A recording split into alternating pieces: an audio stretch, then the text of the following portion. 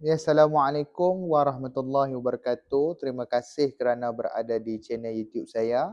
Sila tekan butang like, butang subscribe dan butang loceng. InsyaAllah jika ada video yang bermanfaat, akan ada di feed YouTube anda. Kan? Macam kenal lah kan tagline tu. Tak apalah. Tak apa tuan-tuan. Saya nak buat video ni sebab ada satu perkara yang saya nak komplain lah. Tapi yalah, saya nak komplain pun, saya dah komplain lah dalam Facebook. Nak komplain dalam TikTok ni panjang lah pula. Jadi YouTube lah tempat untuk saya komplain.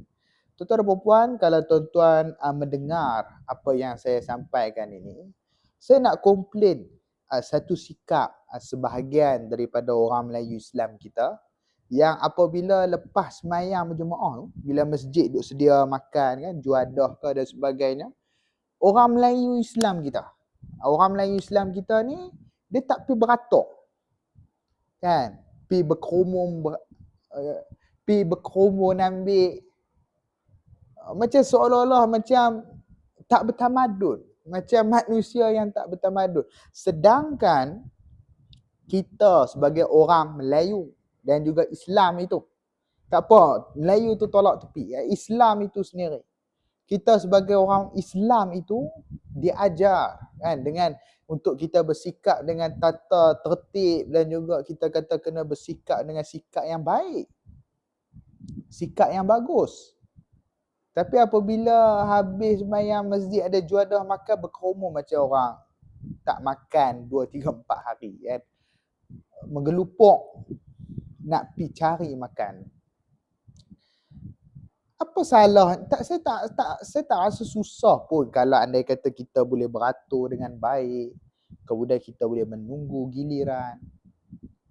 Itu jauh lebih bagus berbanding kita serabut tak tahuan hala kan.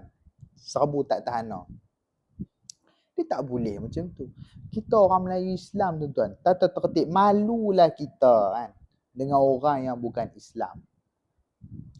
Dengan orang yang bukan Islam, dengan orang yang tak memahami apa itu sunnah.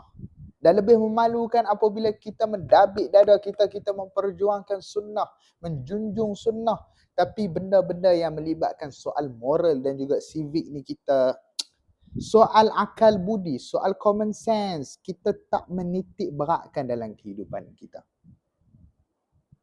Saya harap tuan-tuan dan puan sedar dan faham apa yang saya nak sampaikan ini. Jadi tuan-tuan dan puan, video ini adalah untuk mengkritik sebahagian daripada orang Melayu Islam kita. Ya, apabila keluar masjid ada juadah makan minum tu, dia tak beratok elok-elok. Sebaliknya berebut macam orang ialah tak bertamadun. Kesian dekat budak-budak kecil. Kadang-kadang dia duduk lama tunggu. Contohlah nak cedok ayat lama tunggu. Dia ni kawan ni. Budak kecil, kesian kat dia.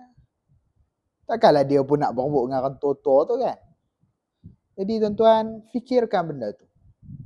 Fikirkan, perbaiki diri kita. Video ni bukan saya nak menimbulkan kemarahan sesiapa, tapi saya nak kita semua menjadi bangsa dan orang yang beragama dengan lebih baik.